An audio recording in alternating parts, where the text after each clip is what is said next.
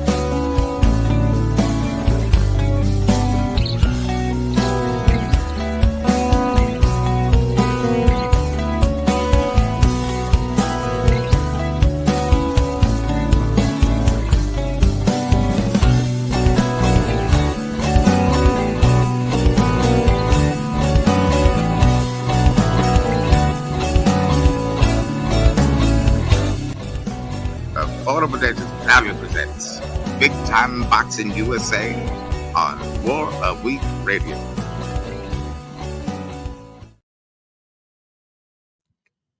Welcome. Happy Wednesday to all of you guys. I hope you guys have had a good week thus far, being as productive as you can. Before we move forward, we have to remind everyone that this show is always brought to you by the Gomez Law Firm. Guys, for more information on the best personal injury attorney in the country, please go visit GomezLawFights.com, GomezLawFights.com, and see what the best personal injury attorney in the country can do for you. And also, guys, this show is always brought to you by our Lord and Savior, Jesus Christ. If you haven't already surrendered your life to him, do it now, guys. You won't regret it. It's the best thing that you can do for yourself, and start your journey with the Father, the Son, and the Holy Spirit in eternal life. It begins the moment you do it, not when you pass. It begins the moment you surrender your life to him. Thanks be to God. Woo! With that said, guys, what an evening. It's a beautiful evening right now in San Antonio, Texas. And I tell you what, I just saw an interview with Keith one-time Thurman, right? And he was belly aching that it got postponed, his fight with Sebastian Fundora, from October 25th now to January 24th, and buried on the undercard of the Riyadh season event, headlined by Hall of Fame legend Manny Pacquiao taking on Rolly Romero. And in the co-main event, it's not going to be Fundora versus Thurman. It's going to be Mario Barrios defending his WBC crown against Ryan Garcia. And then it's going to be Sebastian Fundora versus Keith Thurman. Now, I understand Keith Thurman being a little impatient, but he should understand this guy is injury prone. Maybe he's afraid that if he has another camp, right? Because it's difficult for a prize fighter, and most fans don't realize this. This is why Teofimo, killing himself to make 35, lost his title to George Kambosos Jr. because his date was set back, reset like 5 or 6 times. That means throughout that entire year, guys, when he was slated to defend his IBF title, when he was the undisputed champ at 35, it was a mandatory in the IBF And because in his infinite wisdom, he wasn't happy with the top rank money that they suggested. They wanted to have this fight in Australia. He said, well, it was right after COVID and their restrictions were still alive and well. And so they decided they had to stage this in the American market. And it was considerably less the money.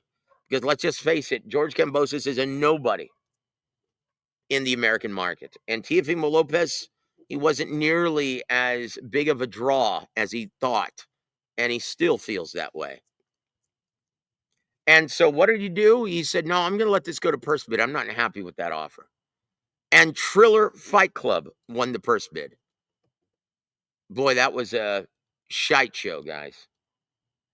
And the now defunct Thriller Fight Club, they won it with the outrageous bid of $6 million. So what happened when they found out that Teo wasn't as big of a draw as they had hoped? They moved it to several different locations until they finally pulled out. And so he had to reschedule.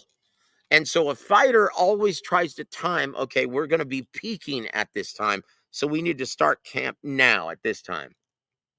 So we're peaking going into the week of the fight. And so Keith Thurman being and so what happened when this fight, his fight with George Kambosos, they moved the date 5 times.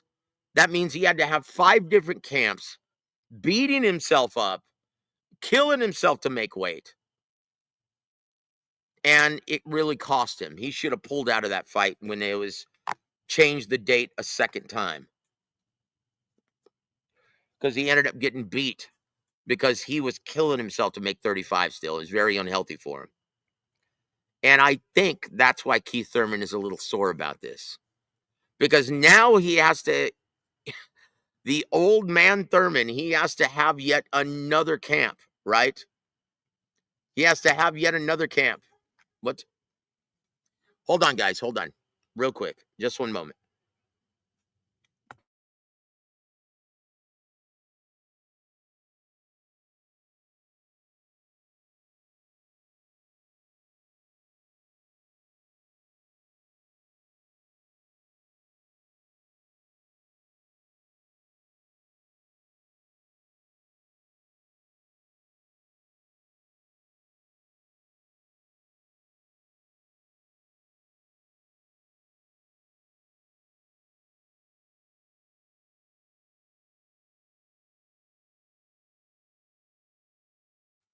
Sorry about that, guys. My brother just stopped by for something. I had to say hello to him. Ha! That's so nice. I love you, Eddie. That's so nice, man. Oh. Well, I tell you what, guys. And so this is what Keith Thurman is upset about. Look, I understand his frustration. An old man like him, he's afraid he's going to get injured again. So, but he of all people should understand. Hey, injuries happen, especially to Keith Thurman. That's largely why he's been so inactive. And so this is this is yeah, there's no guarantee he's going to make it to January 24th because he has to start all over. Because right now he was starting to peak, right?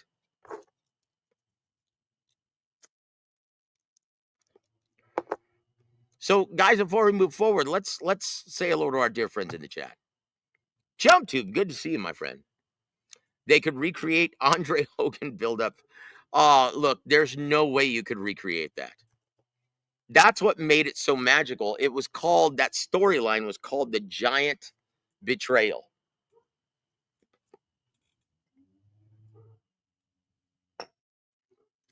That storyline was called The Giant Betrayal, and there's nothing in boxing that you could do to recreate the magic before WrestleMania 3.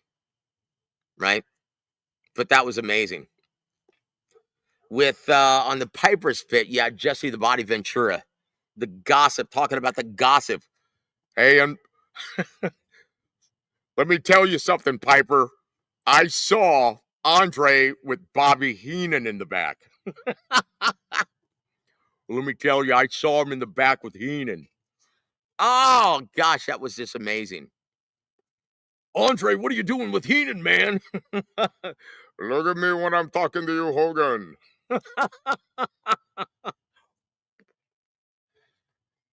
For my money,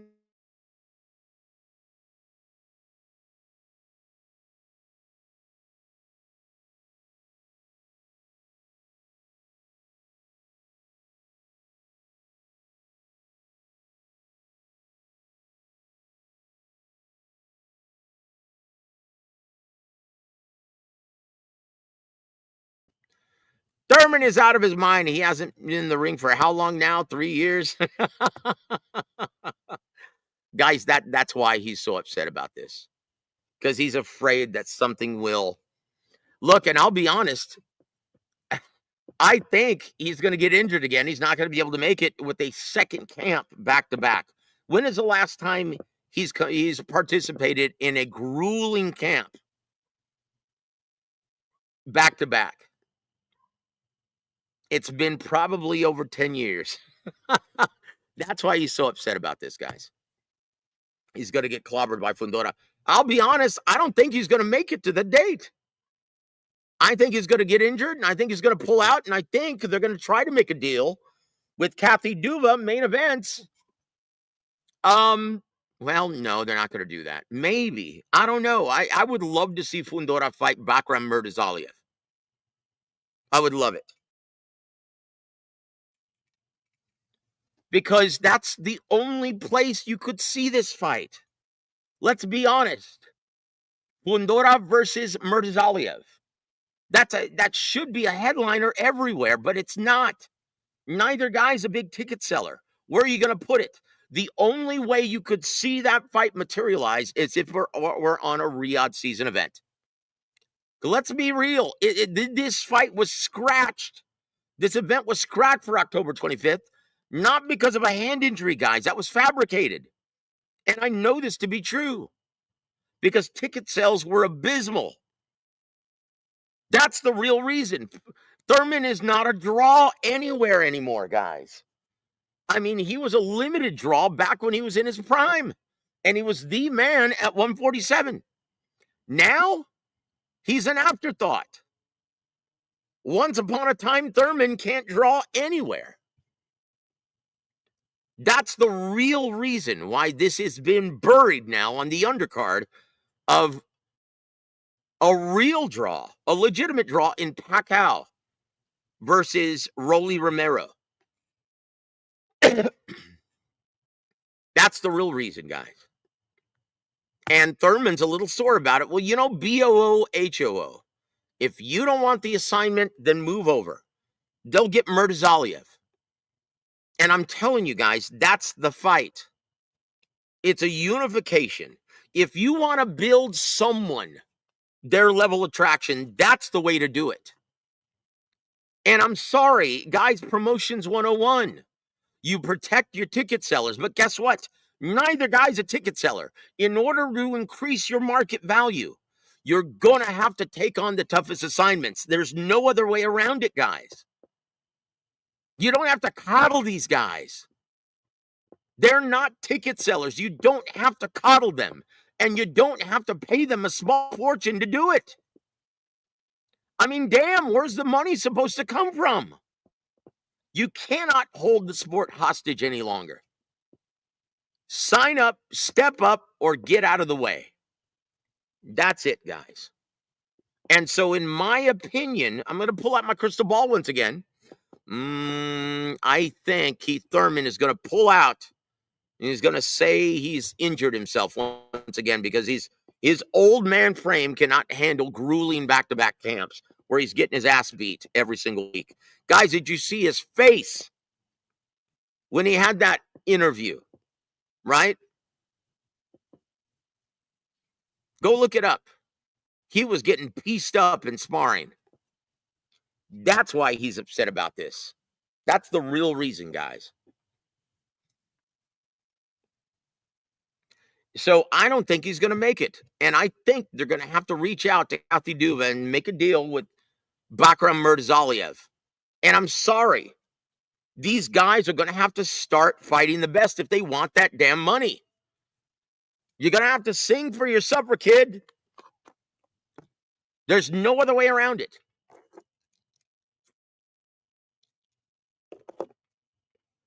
No other way around it, guys.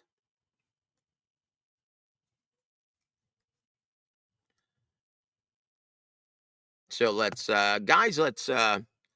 big shout out to my brother Slide Encounter. I love reading your comments, man. They're always very insightful. Keep coming, man. God bless you and thank you for being here. Also, my brother here to there. Good to see you, my friend. Cheers, Joseph. Agreed on Thurman.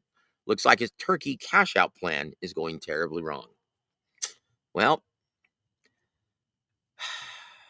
so much for Al Heyman's plan and thoughts of Keith Thurman still being a draw anywhere. Sorry.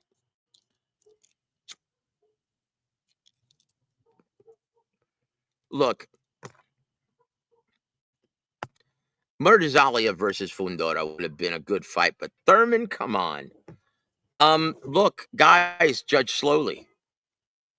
Keith Thurman, when was the last time he was in the ring?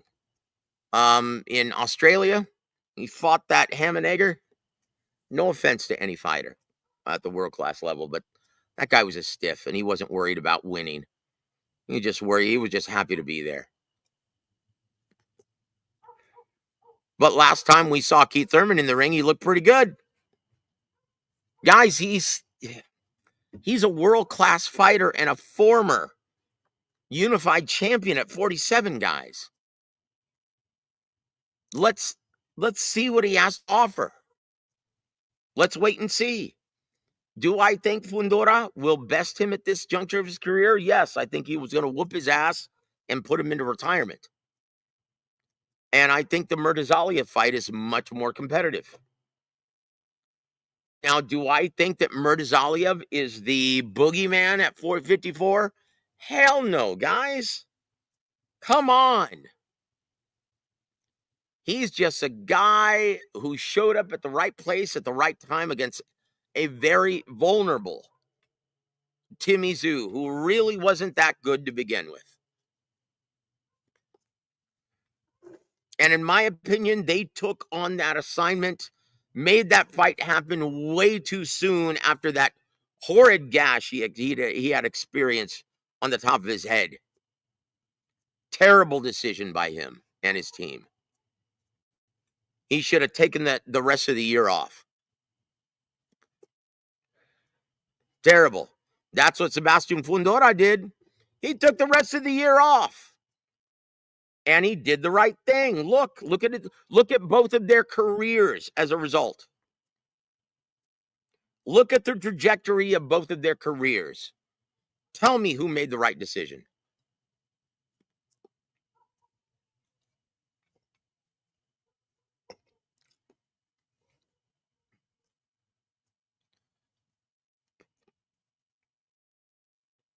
So, guys, I have to believe it. I have to see it to believe it. That Keith Thurman is going to be able to make it to January 24th. That's why he's so upset about this. And in my opinion, they better start shooting out offers to Bakram Murtazaliev. That's a great fight. And once again, you've got to stick your guys in tough. Look at Juan Manuel Marquez, for example, guys. This is a guy who he didn't fight in the Mexican style initially. He was a boxer puncher from mid to long range. He was a mover, a guy who liked to box. He did not fight initially in the style of the Mexican greats, like Marco Antonio Barrera at the time, or like Eric Morales at the time. Those guys were hard-nosed badasses that like to work and bang on the inside. That wasn't JMM's game.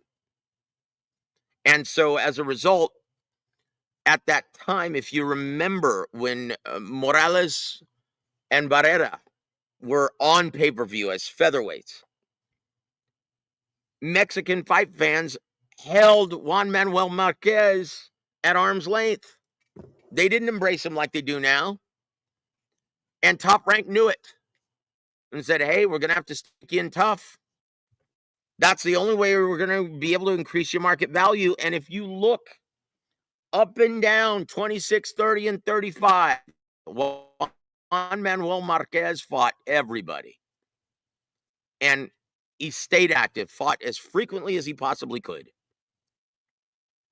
And he ended up adopting that pocket style. And if you want to see which fight brought it out of him, it was his fight against Jim Rex Jaka on Showtime. The hard-ass Philippine trained by our man, James Gogi, brought the dog out of him. And he kept that style for the rest of his career. And he became a superstar as a result, fighting Manny Pacquiao 4 times. He fought everybody. And that's the only way. With that said, guys, that's the only way you're going to be able to create and increase someone's market value who isn't a big draw right now. You've got to stay active. Guys, that's how important these TV dates are. So I can't understand, if you're a real boxing fan, I can't understand why some boxing fans don't support all of these platforms. Guys, there's no reason why ticket sales should have been this bad for Thurman Fundora with Fulton Foster on the undercard. It would have been a great undercard, guys. Like, I can't even fathom that. But that's where we are in the American market.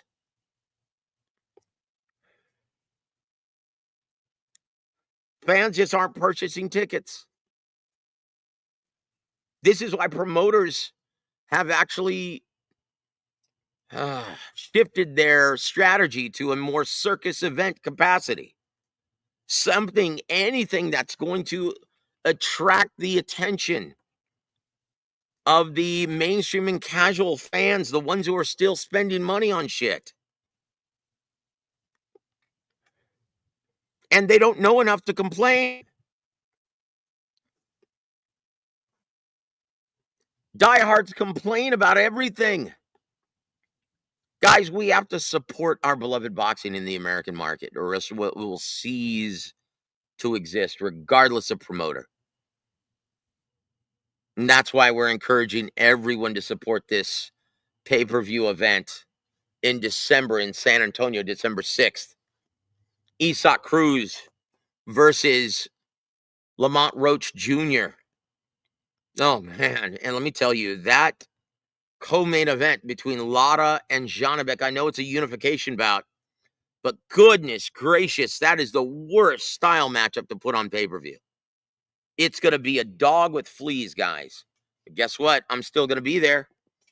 I'm still going to be there on press row. I'm still going to be publicizing it. I'm still going to be supporting it.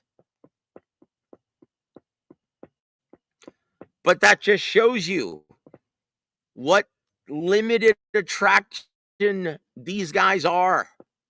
It's now going to be buried in the undercard in Riyadh, Saudi Arabia. Oh, something has to give, guys. Once again. Ha. Oh, boy. Slide Encounter says, last time I saw a fighter with multiple injuries was Matvey Korobov. Oh, Matthew Korobov, who retired. Yes. Thurman is something like him. Well, I'll tell you who's on the verge of that happening. I hate to say it, guys, but Arthur Beterbiev is getting ready to go that route as well. He seems to be injury prone. Over the last 5 years, look how often he's fought. And look how many times he's claimed injury. Over the last, 5-6 years. I love Pink Floyd, brother. James, how you doing, my friend? Good to see you, brother. Purse bid coming up October 21st for Bakram Kelly. That's why I'm saying you need to make the move now. No one wants to see Bakram versus Josh Kelly. Come on. Guys, and at this time, it's my pleasure to introduce Oogle. Welcome to the show, sir. Woo! Good to see you, So my Joseph, friend. how's it going? How are things? Good to see you. Oh, I Good, tell you good. what, guys. No, Yeah, man, I tell you what.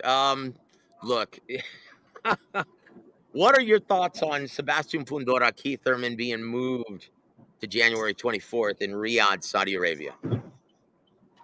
I guess in terms of logistics, it makes sense. What ended up happening, I don't know, man. Thurman's too unreliable. All the crap. The whole situation's a shit show, in my opinion. No, But that's why he's so upset about this. Because I yeah, guarantee you, in his heart of hearts, he's not convinced that he's going to be able to make it with two consecutive grueling camps. When's the last time he's done that? yeah, yeah. That's a problem with the guy. Outside of I don't know what's going on. Is he just too banged up? Is that just what it is? Because at this point, I mean, he wants to continue, right? I believe him in the fact that he's not necessarily trying to make a comeback, but he's trying to stay active in the sport. But he's just on and off too much, man. He just now it kind of makes sense as to why he is, because if he's affected that much, even just by the camps alone, then who knows? It's gonna be tough. That's the only logical. At least they put it under that one card, right? So that'll be good. But in terms of exposure, but some people still like Thurman. I used to like him Look, back in the day, but then I kind of look, I like him just fine. Um, it- I don't know what the gripe is about. Like, honestly, I want to see him compete against these guys. This is a former pound for pound badass. yeah. Like, dude, why is everyone so up in arms about Keith one time Thurman still competing at this level? Can Yeah, you make sense of it? I really don't understand it. no, I mean, I don't. I really don't know why. Even outside of shit talking, wasn't necessarily offensive or that abrasive. I don't know, but I'll give him a shot. I give anybody a shot, Joseph. Even though a lot of times I'm seen as obviously I'm not the kindest person when it comes to boxing, because this isn't really, this is a man's sport. You got to step into the fire. This is Yeah. kill or be killed in there. But I'll give anybody a shot. Even at one point in time, even Dudu, right? Obviously, we talked about Dudu before. That's another fighter that I talk shit or whatever. But at the end of the day, give the kid a shot. Yeah, and the thing is, he got his shot with Benavidez, and what happened. But give him a shot. Give anybody a shot if they're willing to prove me wrong in the ring. That's what it's about, Joseph. Even if they're on the opposite end of the camp, even Ryan Garcia, these other actors that I'm opposed to, give him a shot. Let's see what happens. It's a good fight on paper, like how you said. I agree with your assessment. I do believe Fundora finishes him. I do believe he'll catch him, especially with that nasty uppercut he has in the pocket and even outside of the pocket. I do believe he'll catch him that way too, coming in. But yeah, it's a good fight. It's not terrible. Could be worse. Yeah, once again, this is a big pet peeve of mine, guys. Um, I understand, right, that styles make fights and yeah, you're looking at something on paper. Guys, before you cast aspersions, let the fight play out. Let the fight play out and let these once again, that's why they fight the fights, guys. And although I'm not taking my own advice when I'm slapping around Lara versus Janabek Ali Manala, but I know this to be true already. I know how that's going to play out. That's the one where I'm making an exception to the rule because that is a dog with fleas, guys. And if you want to see how it plays out, go back and watch Vanya Smarterosian versus Lara. Go back and watch Austin Trout versus Lara. He's not going to take the lead, guys. He's going to wait and force his opponent to try and take the lead. And Janabek, Yeah. he's not going to take the lead. This is a unification bout. And this is, oh gosh, this is a terrible fight, guys. That's an exception to the rule of waiting to see how it plays out. Because I would be willing to bet my house it's going to be a real stink fest. Yeah, you're right, It's Joseph. gonna Because be, it's so blatant, right? It's so obvious. guys, just like who's that clown who's now training with Bozianis? What's his name? That boring snoozer, the guy who fought Josh Taylor twice or 3 times, whatever it was.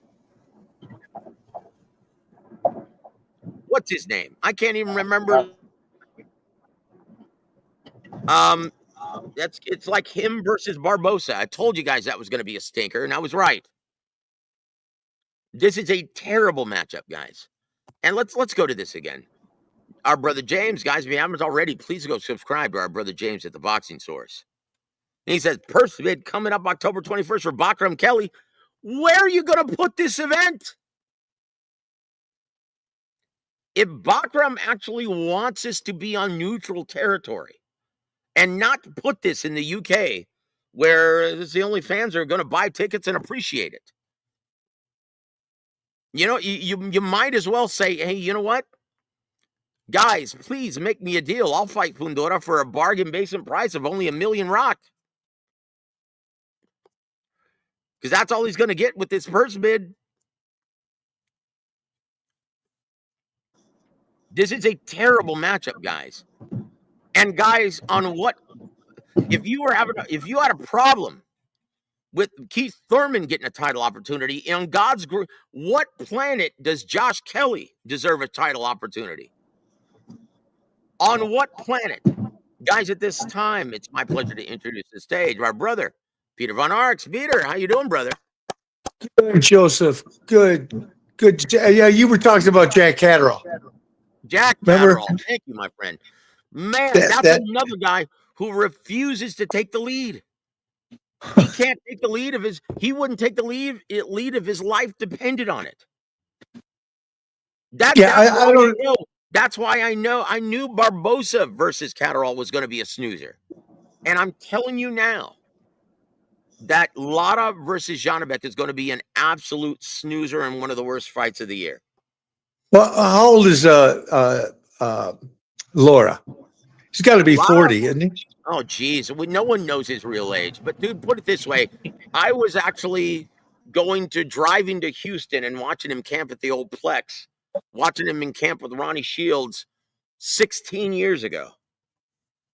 Yeah, he's getting up there. I think Janabek probably going to do him in.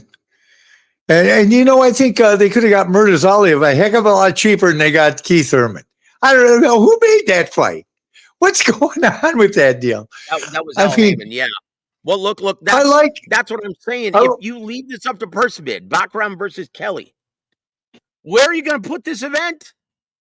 I'm telling you, dude. Where is Murtazali of a ticket seller? Where is he? Where's Keith Thurman? Come on. I mean, I've always been a Keith Thurman fan, but fight fans know Keith Thurman. We all liked him from, when he was one time. But listen, Peter. Bakram Murtazali makes Keith Thurman look like Canelo Alvarez at this time. Well, yeah, that's why I can't figure why they made the fight. Keith shouldn't be doing that. It's been 3 years? Come on. Yep. I mean, we all like him, but enough is enough, bro. Yep. God. Yeah. So once again, why aren't the best at 154 fighting each other?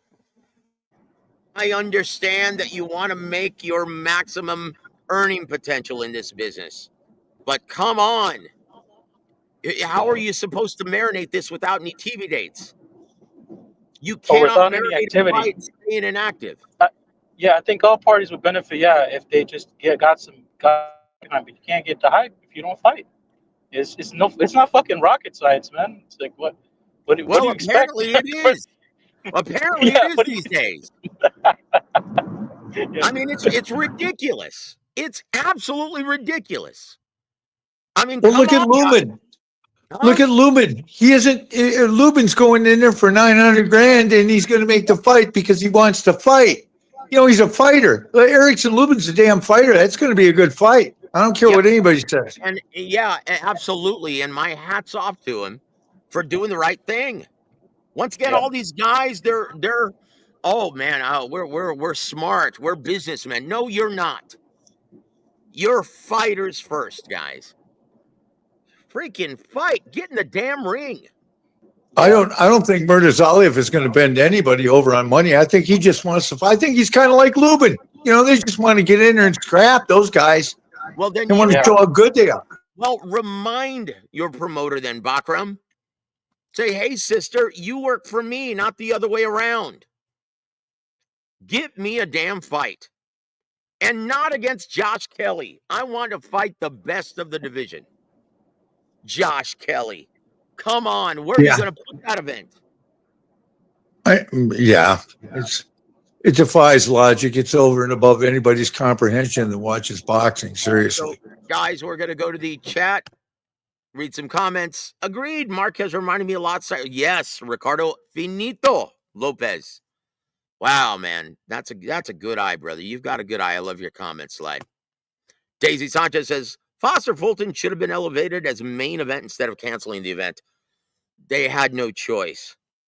Foster versus Fulton is not a main event anywhere. That's a co-main at best. And they're doing the right thing by moving it to San Antonio. I thought the fight was Go ahead. I thought the fight was originally taking place in San Antonio. Fucking hey, man. What the hell? Yeah, I tell you what, man. Oof. That's look. Anyway, I'm not going to dog any more matchups. I already have done that. So, hey, I'm just glad Foster Fulton. I'll be ringside for it. Oshaki, cool. Texas. Training with one of the most underrated trainers in all of boxing, Bobby Benton, from the Main Street Gym in Houston, Texas. Great trainer. Jesus M, good to see you, my friend. He goes, oh, hold on. No, this isn't his comment. This is B Fighter. What about Boots? What about Boots? We already talked about him ad nauseum on the last show, saying that Eddie Hearn is to blame for paying him $3 million guaranteed to fight the Bum of the Month Club. So when you give a fighter inflated purses like that and he grows accustomed to making millions for soft touches, how much you think he's going to demand for a real challenge like Bakram Murtazaliev? In what universe? And it's going to force the network to put that dog with fleas or that decent fight on pay-per-view when it doesn't belong anywhere near a pay-per-view revenue stream. It just defeats the purpose of even staging it on network TV. Yeah. Who's going to watch it? Yeah. No one. No one's going to watch it, guys. And if they do watch it, they're going to stream it illegally. That's a problem. So yeah, not a big pick drawer. That's why you didn't see Boots Ennis fight anyone with a pulse the other night. Because the zone couldn't afford it and they didn't want to pay it. Eddie Hearn did that. So I don't want to hear anyone say, oh, Eddie Hearn's doing a great job with, but no, he's not. Who has he fought since moving up to 47? Or signing with the Matchroom? Let's see. David Avanesian, Karen Chikatsian, Montestanonis, very impressive. I love that one. And what did Eddie Hearn say about it? Oh man, we had to pay out through the nose for this one. Yeah, that's what happens when you pay inflated purses out to your fighter. It costs an arm and a leg then to put him in with someone who actually matters. And then he fought Uisma Lima. That's been his 4 fights since signing a deal with Matchroom Sport and DAZN. Eddie, why are you aggressively going after this talent when you can't guarantee the fights for them? You did the same thing with Shakur Stevenson. Now he's a free agent, and for good reason. You can't give him the big fights. You can't get those guys. Same thing happened with Devin Haney. Why isn't Devin Haney still with him? Because he can't guarantee the fights that the fans want to pay for. Same thing is happening with Boots Ennis. We know how this is going to play out, guys. Yeah. So don't talk to me about what about Boots. What about Boots? Hey, he looked great for a minute and a half. Yeah. You can't take anything away from that. He just fought and beat up who his promoter put in front of him. Lima. But when is he going to fight someone with a pulse? That's a very good question. Well, I heard he's calling everybody out now. He's calling out Virgil. He can do that all he wants. He can do that all he wants. How much is he going to expect after making $3 million rock for fighting Luis Lima? How much is he going to How much is he going to want to be guaranteed to fight someone like Fundora, to fight someone like Murtazaliev, to fight someone like Virgil Ortiz? He's going to want at least $5 million. Oh man, there's no way. Exactly. But wait a minute, you can't fault him though, because it's Eddie Hearn's fault. If someone's dumb enough to pay him $3 million for soft touches, then they say, "Wait a minute, you paid me $3 million to fight this guy. Surely you can't expect me to fight Virgil Ortiz for that amount of money." Well, I can't even understand why he got $3 million. What did they do? Rob the bank? I mean, come on. Like these fighters, there was nothing. These fighters need to start understanding, though, where's the money supposed to come from? Yeah. Once again, Dana White recently stated, I forgot what platform it was, my apologies, but he stated, look, the only reason why these fights are happening is because it's Saudi Arabian money. In a normal business situation, it's not sustainable. Something's got to give, guys. That's the reality. Well, they did Crawford. They did Crawford and Canelo on Netflix, so that one probably paid for itself. Netflix isn't only interested in the big attractions. That's why we're seeing Tank Davis versus Jake Paul on Netflix and not any of these fights. Jeez, I can't hardly take that one. It's not even a real fight. It's an exhibition, guys. I'm not watching. It's bullshit. It's not even right. I'm not. It's not right. And I'll tell you what, Lamont Roach Jr., you better have a healthy amnesia, because I'm getting sick and tired of hearing you complain about this. Look, you're not a draw. You don't even move the needle. So why are you complaining about not getting a rematch with Boots? He doesn't need you. You need him. You better stop talking shit and send him a nice fruit basket instead. Yeah, thanks for the memories. Yeah, there it is. He's got to fight Pitbull now. Yeah, look, Beterbiev, the writing's on the wall, guys. And I'm using that biblical reference because it's going to happen. Beterbiev, his body is failing him. And this really? Yeah, of course, man. Look how old he is. He's 40. Come on, man. And Archie Moore was 44. Yeah, I mean, and again, Archie Moore didn't take dolphin steroids. Is that what you're saying? Beterbiev takes dolphin steroids? I didn't say that. Okay. Come on, guys. Go look up Vitaly Klitschko's career. Find out why his body started failing him. Where he would tear, and here's where you can always tell. It's always torn ligaments. Always. Yeah. Why does that happen? Because your muscle growth is too quick and too intense for the rest of your body. Well, Go Viterbi look is up going to have Paulie to fight Cook. Nicholson, man. Nicholson ain't no joke. Nicholson can hit. Well, I think that fight has been scratched already for November 22nd.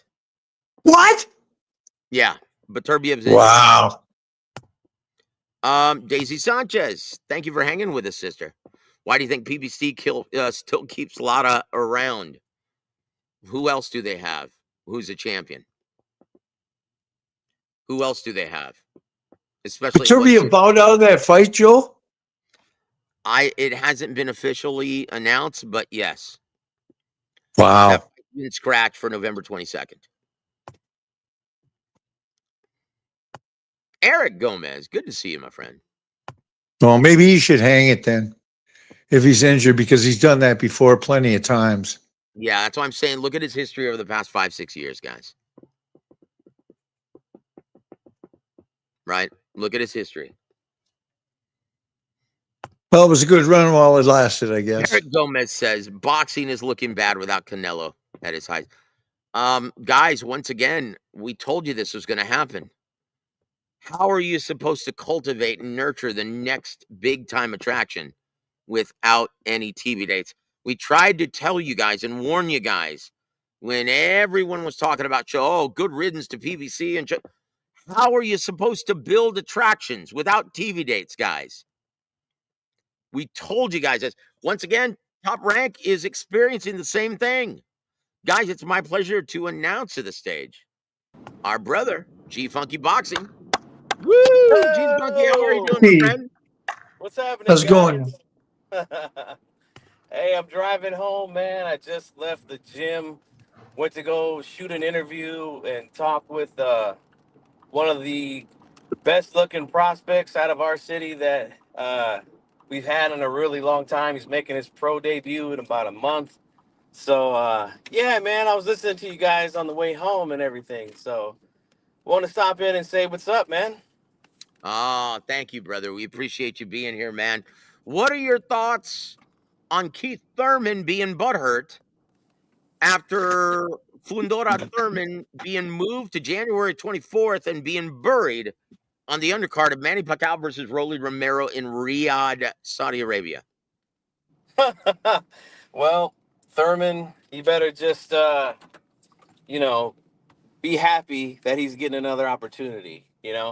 Keep your damn mouth shut, stay in the gym, stay ready, and be thankful for the opportunity. Because I was listening to you guys earlier, and it's like, yeah, nobody wants to see Keith Thurman anymore. He's a retread at these days. So yeah, he should just be thankful for what he's got. Retread. Boy, I miss Coach Gogi in the worst way, man. Yeah, hey, I said that on purpose, Joe, because I was at the gym and Ray Woods is who's training this kid who trained Diego Wow, Ray Corrales. Woods. Yes, Ray Oh, he Woods. stole my heart. He and Coach Gogi Yes, cultivated his stepson, yes, Diego, the late great Diego Chico Corrales. Yep. absolutely. And I talked with him, and we had a good conversation, and we were just talking about how good boxing was in Sacramento, 20 something years ago. And yeah, we had a good laugh. Of course, we talked about Gogi, and he told me some funny stuff. I'll tell you off the air what Oh, he told brother, me. look, if it's funny and about Gogi, yeah, I mean, look, Gogi, he says, and he's dead serious about certain things, and he says so many things that just makes you just your side split, and he's like, "What are you guys laughing about?" Yeah, he doesn't even mean to be hilarious, but he is. Coach Gogi Yeah, is amazing, man. Man, I really miss Coach Gogi. He's one of the best. He was one of my best friends in boxing. And What happened to him? What happened to him? What, did you just run down to Mexico and hide? no. In fact, I don't want to talk about it on the air, but I will always love Coach Gogi, and I will always be grateful for everything that he taught me about this business. Like, yeah, guys, he taught me so much about everything, not just what goes on in the ring, but what goes on outside of it as well. He taught me so much. And look, without his tutelage and mentoring, I would have never been given the time of day by a great man like Don Chargan or Emmanuel Stewart. Yeah, Gogie's the man, and Yeah. yeah, Coach Ray Woods and I, we had a real good conversation, and of course he, asked about Gogie and everything. So, but I'll tell you most of that stuff off the air, Joe. But Yeah, yeah, guys, I know. Boy, guys, I want you to Gogie's an be on the original. lookout though. I'm going to be dropping that interview that I did with this kid, maybe tomorrow, sometime around this time. But he's a really good looking kid. He's the number one rated um, amateur in his division. So they decided to turn him pro, and this kid's more than ready, man. He's gonna make a splash, I think. And so yeah, I just want to stop by, man, real quick and say what's up to you guys. But I'll let you Well, guys go ahead and what is his continue, man. name? Tell us. Frank Espinoza, that's his name. He Not the won the manager, right? No relation yes. to the manager? No, no relation, no. But yeah, he won the Nationals in his division late last year, and then early this year he won the National Golden Glove tournament as well. So kind of hard for him to get some work these days for obvious reasons. He can't just fight on any of these weekend amateur shows anymore. So they decided to turn him pro, but yeah, guys, he's ready. You're gonna see some of the training footage that I got today. You're gonna be like, man, this kid is something else. So be on the I Well, lookout love for it. that, guys. I love it. I love it, guys. And I'll tell you what, so I'm assuming that your time is limited on this episode. Yeah, I'm driving, and I don't want to, put anybody's lives in danger, but I'll be listening. Like I said, I just want to stop in and say what's up to you guys. It's always fun listening and always fun talking with you guys. God bless you, G. Thank you for easy on being the clutch, G Funky. Yes, three on the tree. I'm old school, man. very good. Me too. I'll be listening, man. You guys take care. Thanks, Joe. God bless you, G. Thank you for being here, my friend. Yeah. See you later, man. I tell you what, guys, that was G Funky Boxing. If you haven't already, please go subscribe to his show, his podcast. He's working with a lot of young fighters in the Northern California area. Look out for his footage. He always provides great stuff. He's got great insight into the boxing business as well. He's one of the few podcasters on the YouTube platform that actually was humble enough to learn the business of boxing from great men in this business as well. And he was humble enough to learn, and that's why he's in the business now as well. Yeah, he's working it too, man. He's working it. He's a cool guy, man. Yeah, he's one of the best guys I've ever met in this business. Great guy. God bless him and his entire family. Yeah, he's a credit to the sport. Yeah, jump to bull shark testosterone. I didn't say it. Yeah. Eric Gomez, top ranking PBC killed boxing. No, they did not.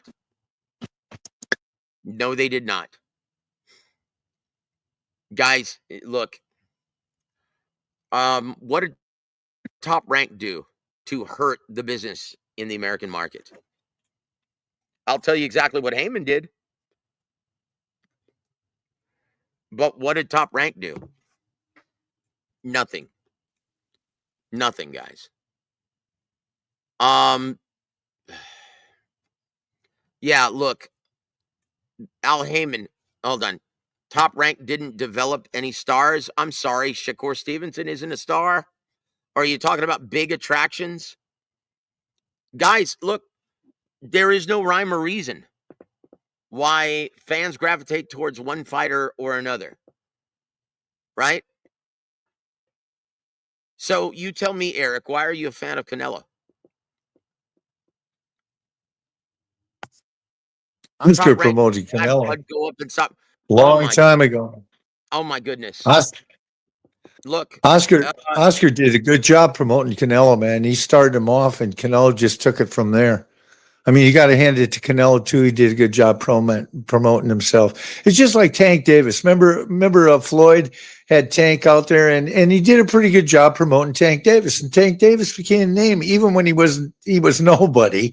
I mean, he didn't have the bigger draw. He had I don't know, marketing. He had a marketing scheme. That still doesn't tell me why fans gravitated towards Tank and Canelo and not Bud Crawford. Because they kept him in the media, Joe. No, that's bullshit. No, it ain't. Yeah, dude, I'm telling you, That's bullshit, Peter. And look, what more could have Top Rank done?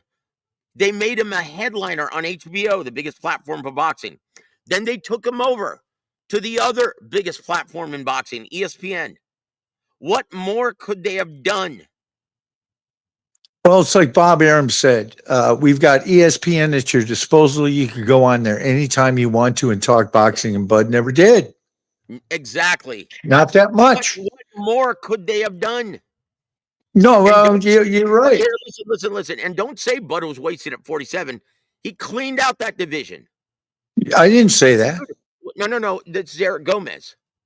Oh, okay, Eric. Yeah. Done. It was that other side of the street mentality bullshit. Yep. That was not Bud Crawford's fault, and that was not Top Rank's fault.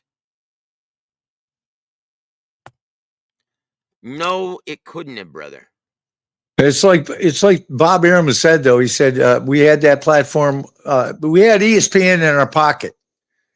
And Bud could have went on there and talked he could have talked and talked as much as he wanted to and promoted his fights. Never did. Yep. Never did. But look, what more could have Top Rank done? They made him a headliner on the two biggest platforms, and everyone, they didn't promote me properly. Even Bud saying that. He also called Bob Arum a racist, which is probably the most important thing I've ever heard. So I read the lawsuit. Don't tell me that they ruined boxing in the American market. They were the last bastion of hope in the American market. Now we're looking at Dana White. Come on, that's BS, guy. I don't trust that guy. Oh my goodness! And now he's regurgitating more fan speak, dude. Come on, Top Rank wasted Beterbiev not getting a Bivol fight.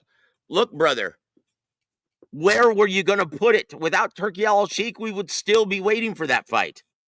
Yeah. So why aren't you pinning this on Matchroom? Why didn't Matchroom put up the money for Beterbiev and Bivol? They had Bivol at the time. Why didn't they do it? Come on, man. You cannot hang all of this on 93-year-old Bob Arum. Bob sold his soul. Man, that's nonsense, Eric. Come on, dude. You're smarter than that. No, Bob's connected, man. Bob gave him every opportunity. Look, Seriously, man. Bob is now just the figurehead. He's not running anything over there, which is why they can't get another damn network deal. It's his son-in-law now. Yeah, but before when Bob was in control, he gave him every opportunity, and I can't say anything badly about Bob Arum. No, and no one should. If they actually know what's going on and know this business, I'm actually surprised to hear Eric say that. That's something I would expect to hear from the guys on Boxing Voice. But anyway, Jesus M says, is it true Loma versus Manny in the works? No. Manny is interested in pursuing another title and being the oldest welterweight to ever hold a title. He wants to be the oldest welterweight champion in history. Yeah, I bet he beats Raleigh. Unless Loma magically gets a title, then Manny's not interested. That's more nonsense and noise from fans who don't know diddly about this business or what's going on. Nonsense and noise, guys. That's all you hear from any of these other platforms. I'm really surprised. They must have really paid. They must have cracked wide open and gave Raleigh a really big payday to fight Manny Pacquiao, because Raleigh ain't going to beat Manny. Even old Manny is going to beat Raleigh up. Wait a minute. Eric says, I heard Ryan versus Vargas and Manny versus Rolly. Is that, brother, where have you been? We're the ones who announced that. That's January 24th in Riyadh season.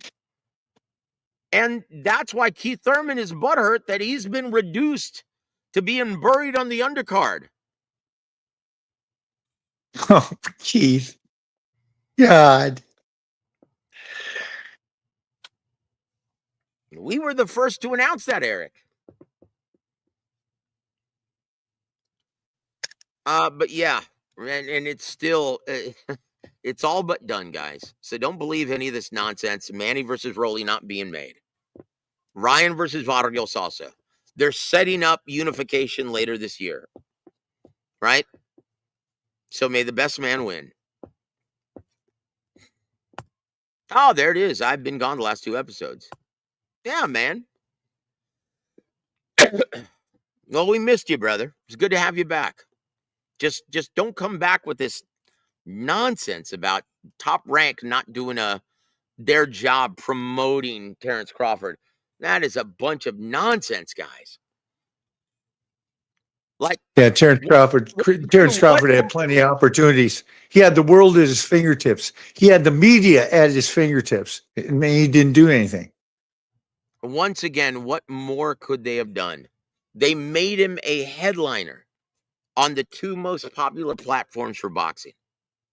But once again, they could do anything they want. Why did it take fans this long to gravitate towards Terrence Crawford? Look, and to be honest, to be fair, Bob Arum did everything he possibly could to broker a deal with Al Heyman to make Spence versus Crawford a reality half a decade ago. Yep. But Al Heyman and Spence weren't having any part of it.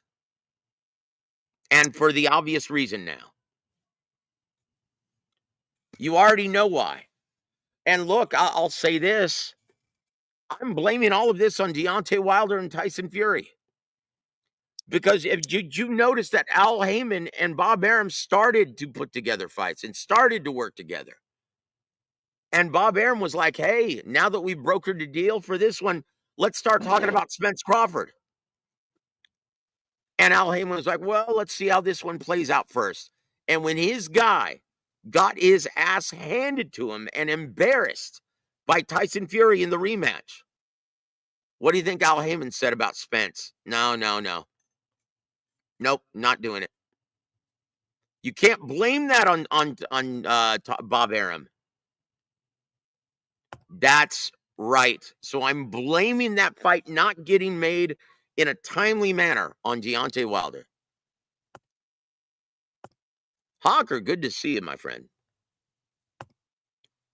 Guys, what do you think?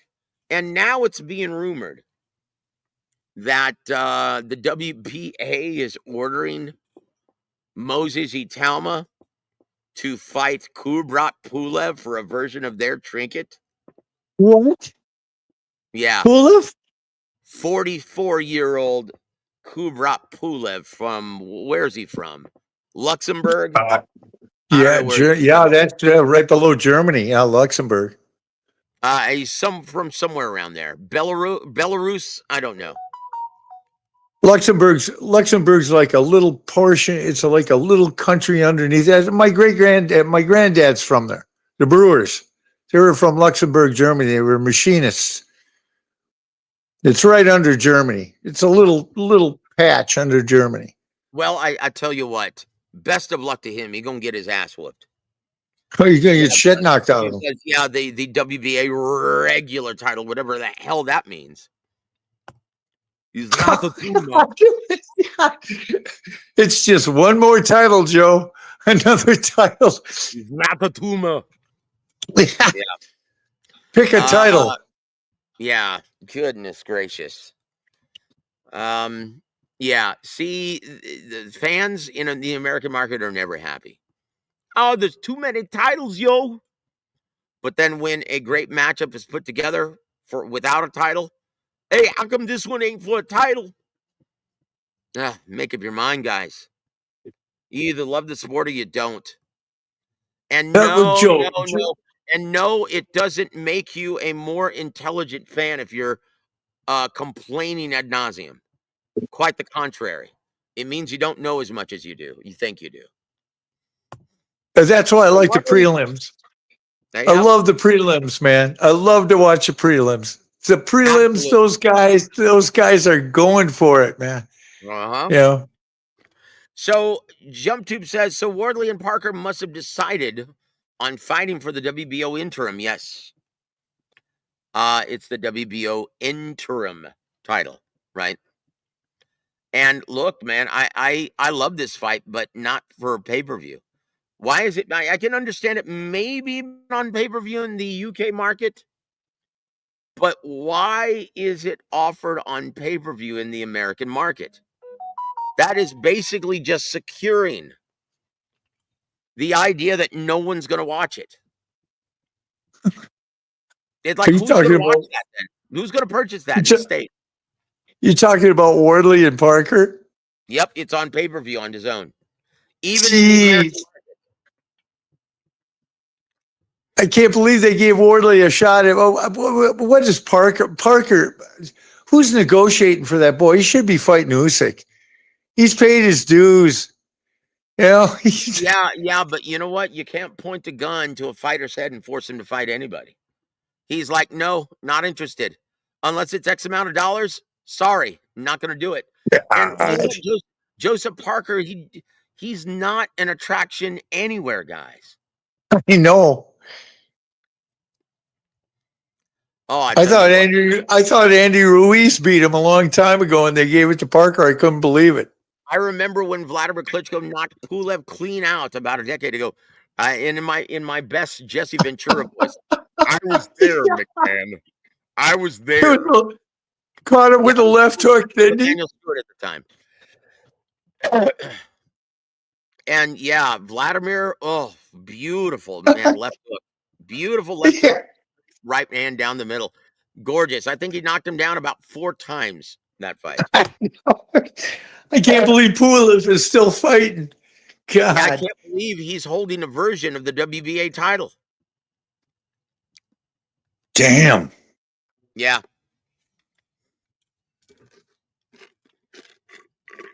Yeah.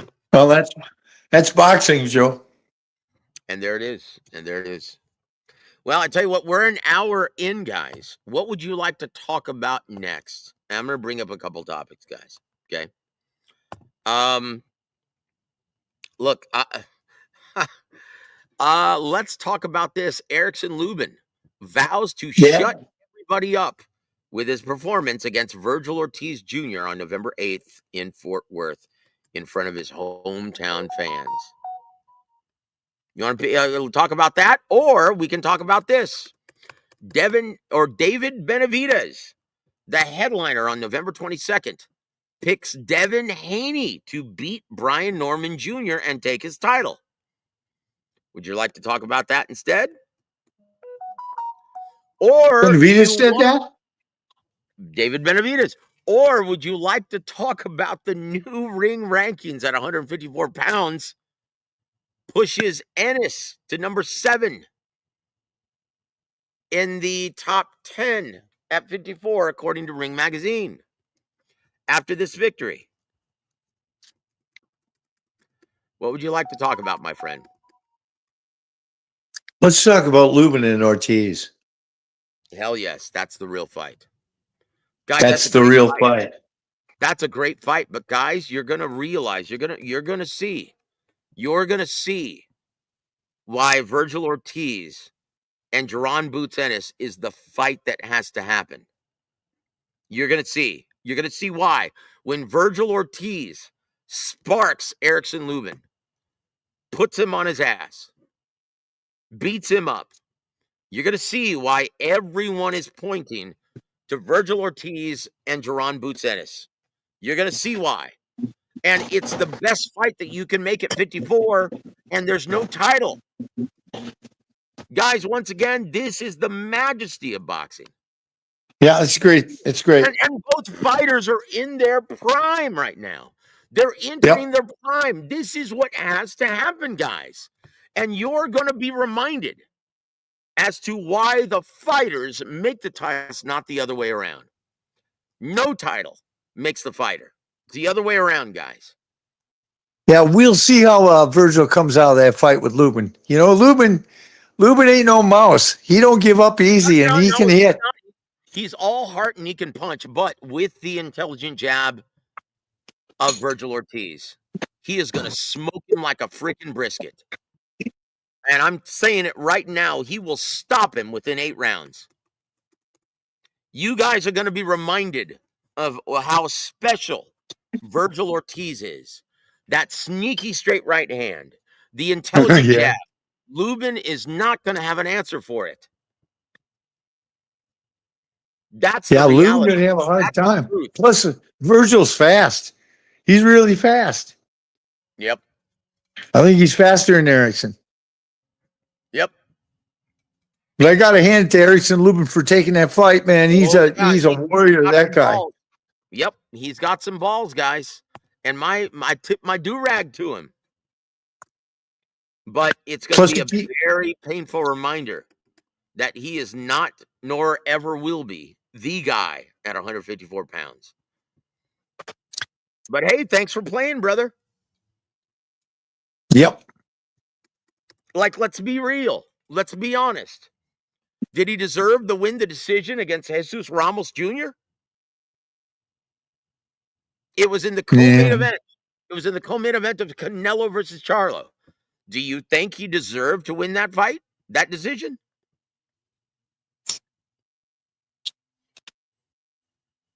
Could have went either way. Hell no, man. Jesus Ramos won that fight easily. That was one of the worst decisions I've ever seen. And, I will say this, it really didn't live up to the hype. That was supposed to be Jesus Ramos' first coming out party, and he kept his hands way too tempered. He didn't let his hands go enough.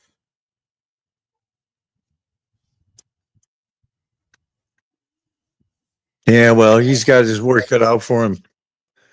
He's got his work cut out for him against Virgil because Virgil's coming. Virgil's coming. Yep. I'd like to see Boots and Murtazaliev or Boots and Virgil, either one of those two guys. Boots and Fundora. Guys. Virgil versus Jaron Boutsenis. Virgil versus Jaron. That's the fight. That's a good fight. Once again, this is a testament, guys.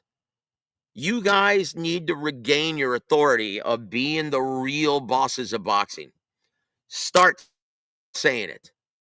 Virgil versus Boots is the fight we want to see, and we're not going to take anything else. Where we will not accept anything else from those two guys. We get that fight, or else we're not tuning in. That's it. Okay. I'll say that. Banging the drum, guys. Start banging the drum. That's good idea.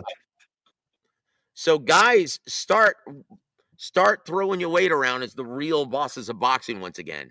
Start banging that drum, creating that noise, demanding Ortiz versus Boots.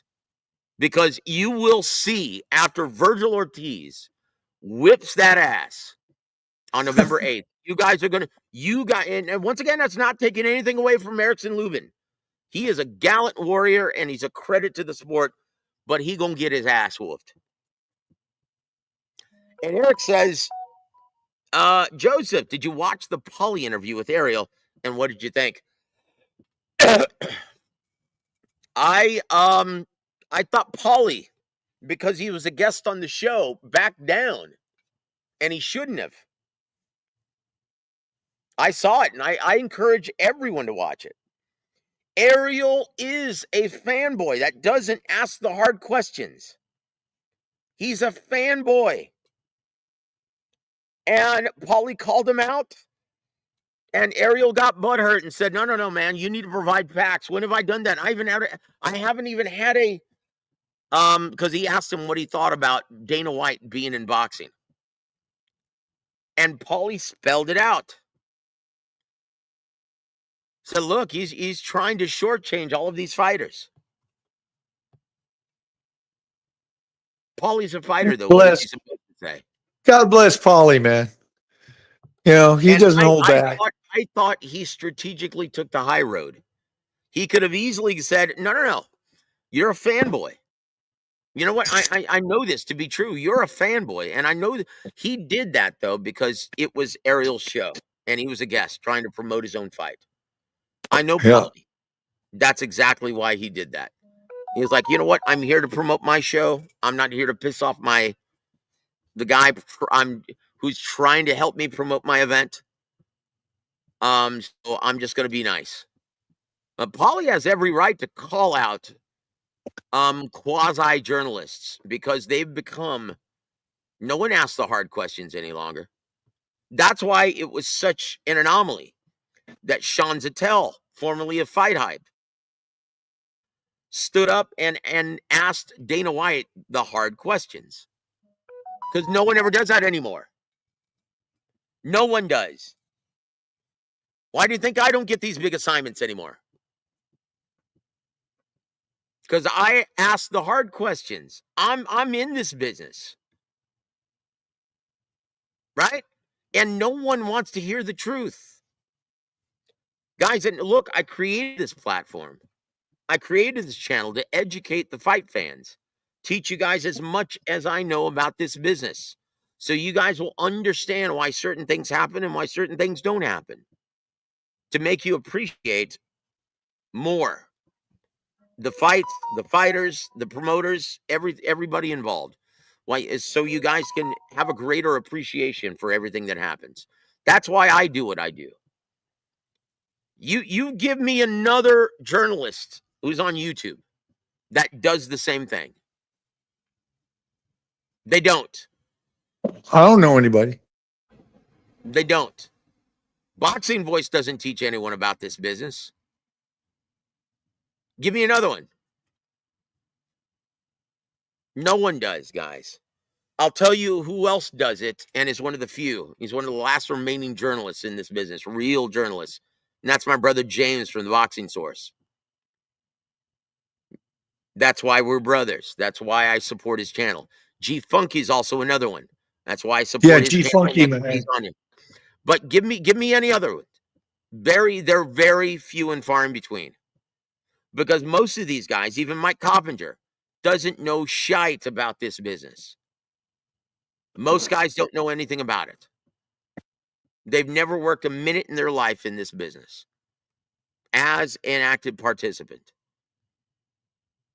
Dan Raphael doesn't know shite about this business.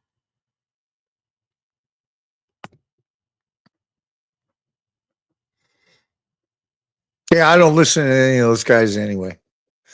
I just watch a fight and I like who I like, you know. Jump Tube And I says, learned, hey, bro, and I learned a lot of stuff from you. So, you know, thank you for I saying appreciate that, it. brother. Thank you, Peter. I appreciate you, brother. Jump Tube says, Boots will want 100 million to fight Virgil. Let's hope not, guys. Let's hope not, guys. Hawker Mustang reminds us, yeah, Paulie is fighting this weekend on Bare Knuckle. Oh, okay. He got beat up last time he fought on Bare Knuckle. Well, let's hope that Paulie has a successful night, win or lose. You know, Paulie's a proud guy, and he is devoted his entire life to boxing. So, Eric says, I thought Sean was in his right, but went overboard by asking more than 3 times. No, dude, that's your job as a journalist. You want to get the answers. you remember No Doubt Trout, right? Austin Trout? But he was a middleweight champion at Bare Knuckle, man. I used to work with Austin No Doubt Trout. Yeah. I always, you know, I'm a major league fan of Austin Trout, man. Damn, he's one of the best guys I've ever met in this business. He and his entire family, he and his wife both. They're very good people. Great boxer and a hell of a fist fighter. You know, he'll fist fight you.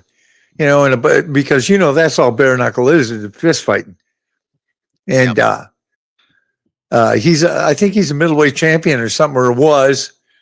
Yeah, Austin Trout. I like his commentary too. You know, yeah, he's very knowledgeable and he's a great guy. I wish nothing but the best for my brother Austin No Doubt Trout. One of the best guys you'll ever meet in this business. But hold on, Hawker says, have you ever spoken to Ariel? No, I haven't had the pleasure or the luxury. But I guarantee you, if I just spent 5 minutes with him, I would answer very quickly that he knows nothing about the boxing business.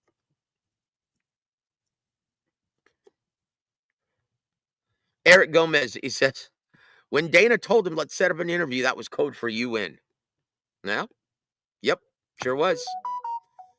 Joe, let me ask you a question. Did you ever, you know, get into MMA at all? Like watch MMA fights? back in the olden days, when those Canadian guys were fighting and those Quebec, those guys from Quebec were fighting back in the olden days, before even Brock Lesnar got into it, way back when.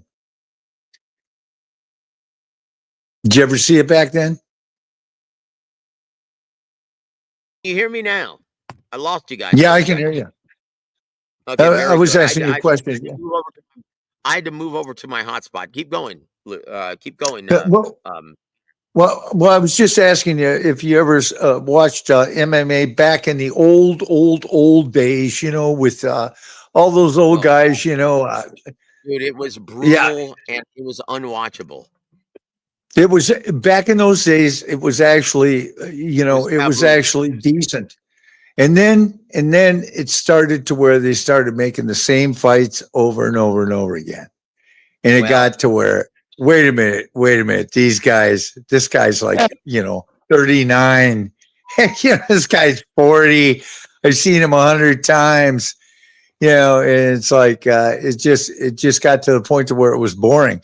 And that's why I think Dana White figured, hey, I'm cutting bait. I'm going to, try out boxing, because boxing, man, a lot of new guys are coming up. It ain't the same old guys all the time.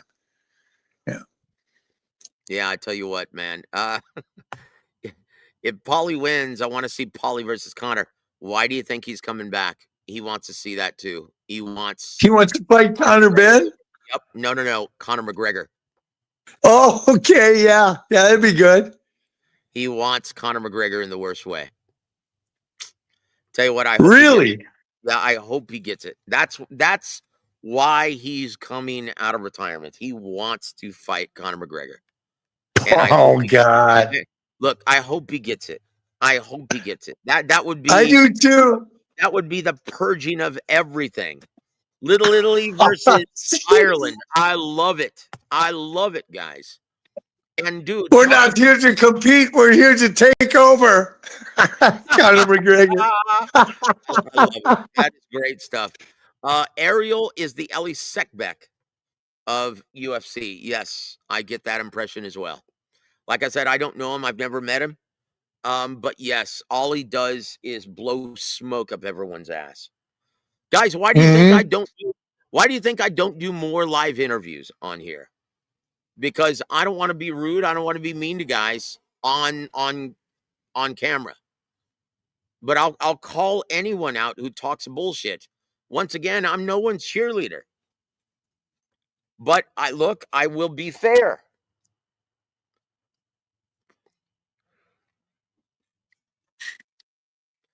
But yeah. You know what? I need to start doing more live interviews on this channel. There you go. Yeah. I need to start, guys. Yeah, Jump Tube. Old school UFC was like Street Fighter. You actually Yoga Flame. Yeah. What's his name? Who was the gentleman who looked like Dalzim from the Street Fighter? He was the guy who lost that title opportunity to Rolly Romero, who Tony Weeks pulled the trigger prematurely on. What was his name, guys? I forget. Man, I'm terrible with names lately. You know what killed MMA? I'll tell you, and you know who I'm talking about. Jake Paul. He called every one of those MMA guys out, got him in a boxing ring, knocked him out, and he couldn't even box. And it was like, wait a minute, you're making these guys stars and they can't even beat Jake Paul? Oh yeah. Jake Paul did a number on MMA, boy. Guys, I'm going to welcome back to the stage our brother Ugo. Ugo, good to see you again, man. Yeah, sorry, Joe. I had to take a call, and I got my mobile data is shit. In certain areas. It just no. That's all right, brother. Hawker says, I really think Connor will put it on Paulie. Let me guess, you thought Paulie or Connor was going to put it on Floyd too, right? Guys, look, Paulie is going to give him a boxing lesson if that fight ever happens. That fight never happened. And yes, the name is Ismael Barroso. Thank you, brother. Doesn't he look like Dalzim? Yeah. Yoga fire. Yoga flame. Oh, let me tell you, my hat's off to Ismael Barroso. He is a child of Jesus Christ. Like, I saw footage of him actually preaching the gospel in his home country. He is a warrior and a soldier for Christ. My hat's off to him. God bless you, my friend. More power to you. Right on. Hold on. Eric Gomez says, "You love me so much, Hugo," in your Canelo voice. Yeah. You love me so much, Hugo. You know, you're gonna see something different if you step in the ring with me. Yeah, he was right, Dude, Joseph. We did look, see. look, as long as Canelo stopped singing karaoke, damn. Dude, he can't sing. He's tone deaf. He's terrible. Yeah. I didn't know he Why? sang karaoke. Why do Yeah. people insist on capturing footage of him singing while he's hammered to the nines? I don't. I don't know, Joseph. It's a He- cult, Joseph. I don't know. Ching He's Yao, just guy, come on. he's just lucky, I guess. Well, I tell you what, I'm not that expensive, but hey, I give vocal lessons also, Canelo, in case you're interested. I'll teach you how to carry a tune. Damn.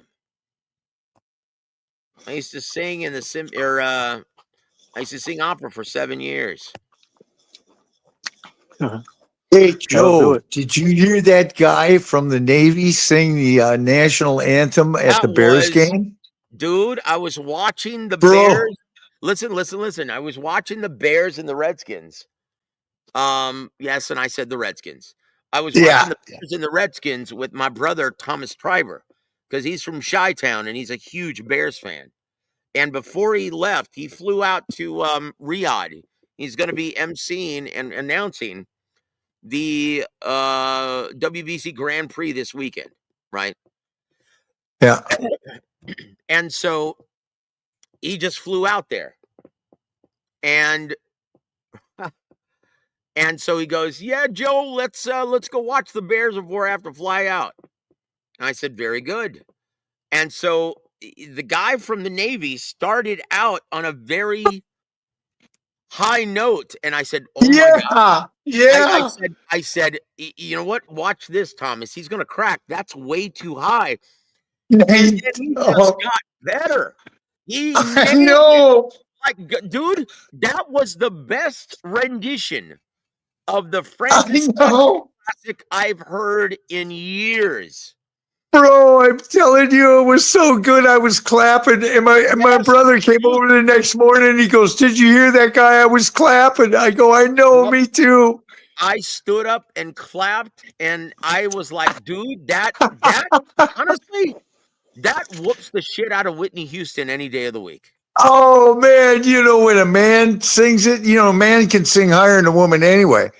But that guy, whoa, he was hitting That some guy was tones, man. it Damn. was all balls, it was all chest, all muscle, Oh God. and It was he never slipped into falsetto.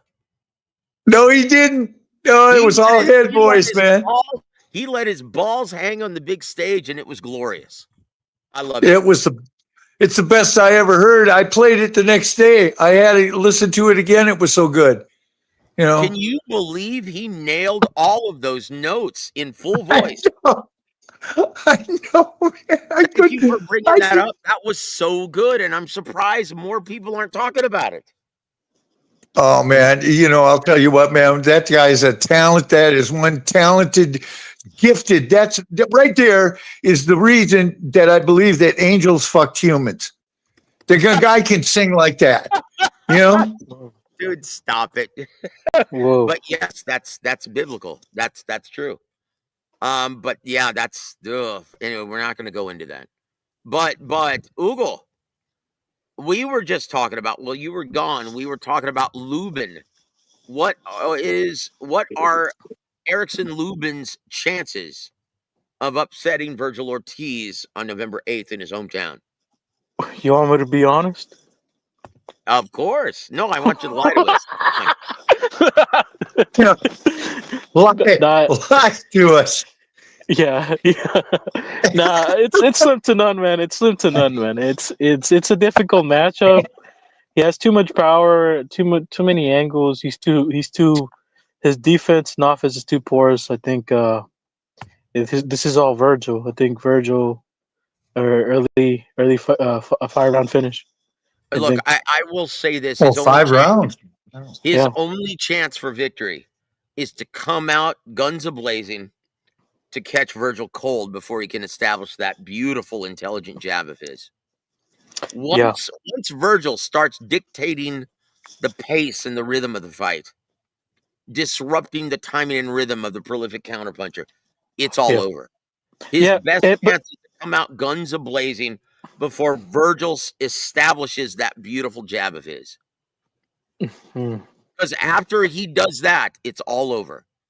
Guys, yeah. and if you're curious as to how intelligent and how good his jab is, go back and listen to interviews post-fight from Igas Kavalyaskis. Mm, Go back and ask. Go back and listen to those interviews. yeah. And he said, you know what? That's the best jab I've ever competed against in the professional ranks. He's got a better jab than Terrence Crawford. Yeah. I don't really see any issues with him establishing his jab, Joseph. That's one of the many layers of Ortiz's offense. It's great. And It's exceptional, and he's done it with different styles too. He's fought different styles, and he's able to just yep. get that. So it's difficult. It's very And, difficult for Lubin. Props to and him, do but you think Lubin's going to have an answer for that sneaky quick lead right hand? no. He's going to Best. look. He's going to be. I'll tell you what's going to end the fight. He's going to be worried about the intelligent jab disrupting his timing and rhythm, and he's going to forget about that right hand. Yeah. He's going to All be right. so preoccupied with the jab, trying to look for a counter opportunity, and he's not going to see the sneaky lead right hand coming. Yeah. And it's going to buckle him. And Virgil is one of the best closers in the game at this time. Yeah. And he's not afraid to step into it, Joseph. In any That's situation. what I'm saying. So He's unless Erickson Lubin miraculously and magically adopts taking the lead and forcing Virgil Ortiz on the back foot like what is it, Sergey Bocha. Virgil Ortiz is going to have his way with Erickson Lubin. yeah. That's it, guys. That's it. So Lubin, he says this, quote, this is courtesy of Mill City Boxing. He said, my job is to go out on November 8th and shut everybody up. I'm not worried about the past. I'm going to rectify all of the losses that I have. I like that guy. Yep. He said, look, they have Virgil Ortiz as the number 1 ranked junior middleweight in the world at this time. And I'm going to beat him. I'm gonna use this to solidify me as the top guy in the division. Lubin said that? Yep, Erickson Lubin. And once again, this is why it's a great fight. He's got that confidence, that veteran swagger, and that's why everyone's dialed in and looking at this. Yeah. This is a great fight, guys. Yeah, when I heard about it, I just went, "Oh, that's going to be a good one," because Lubin, he is determined. That guy. Wait a minute. Hold on. I just saw something. I have to ask now. The Cuban is fighting Gary Antoine Russell Yeah. on the Jake Paul card? Yeah. What? Oh boy. I'll tell you what, man. Andy Cruz, he's biting off way too much at this time of his career. Now, I give him a lot of credit for jumping right into the lion's den. But, well, Andy Cruz is a prolific, seasoned counterpuncher. But Gary Antoine Russell, you better be able to knock him out, or else he's going to keep coming at you. He's in such great shape. Yep. He is one of the more intelligent aggressors in boxing at this time, Gary Antoine Russell. And you better be if you hurt him, you better stop him, or else he's gonna adapt, overcome, and knock your ass out. I guarantee you Andy Cruz is looking at the Alberto Puello fight and licking his chops. Guys, Gary Antoine Russell learned from that, or haven't you seen his last 2 fights? Yeah, he's like way better. Guys, this is going to be a very difficult fight, but I love it, and it's perfect for Netflix. Antoine, man, was my favorite at 140 for a long time. My hat's off to Andy Cruz for taking on this ridiculously tough assignment. In only it's going to be his 7th fight as a pro, 6th. What is this? 6, I think. Ching Gao, guys. This is what I'm talking about. This is what I'm talking about, guys. This is what boxing needs. Yeah. It's like, dude, come on. While Teofimo Lopez and Shakur Stevenson are haggling about terms and money and crap, these guys are getting it on. Honestly, I couldn't care less if Teofimo Lopez fought Shakur Stevenson at this time. 2 prima donna bitches who think they deserve more than they do. Oh, wait a minute. It's not Andy Cruz? Who is it? I just asked you if it was Andy Cruz. Andy Hirakawa? Andy Hiroka? Oh, Chingao, dude. Dude, come on. I never heard of him. Come on, man. I was getting excited for nothing. Man, Gary Antoine Russell, this is a tune-up. Yeah. Yeah. Chingao, dude. Antoine's always been one of my favorites at 140. In fact, I thought he'd have a title by now. I don't know. He does have a title. Dude, where have you been? He does? Yeah. Come on. He KO'd old man Ismael Barroso last month. Yeah. Oh, okay. I didn't see it. You know, it was outgrowing watermelon and, muskmelon. And, I got a garden here. Oh. Well, I tell you what. Well, look, Ismael Barroso's no slouch, guys. That's something to KO him. But think about this, though. Technically, Rolly Romero has a stoppage victory over Ismael Barroso, so that says nothing to me. Rolly's going to get cream fighting Manny. He's just going to get beat up, man. He couldn't beat Pitbull, and now he's fighting Manny Pacquiao. Come on. Yeah, that's what I'm saying, guys. The footwork is going to give Rolly Romero all kinds of fits, even at age 46 or 47, whatever he is now. Guys, this is all wrong. It really is, man. That's what I'm saying, Michael. Good to see you, brother. Thank you for joining us. Michael Garcia. I'll tell you another one. Here, listen. He says, Michael Garcia says, Virgil Ortiz actually looks healthy making the weight cut less than 3 weeks out. Yes, he does. Oh, yeah. Look, that's what I'm saying, guys. Don't be shocked when you're reminded why everyone wants to see Jaron Boots Ennis versus Virgil Ortiz. They are the guys, and they are the future at 54 and 60.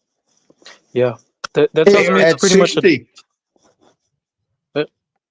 That tells me it's pretty much a done deal, Joseph. If he's looking good 3 weeks out, shoo, he's gonna be a buzzsaw, man.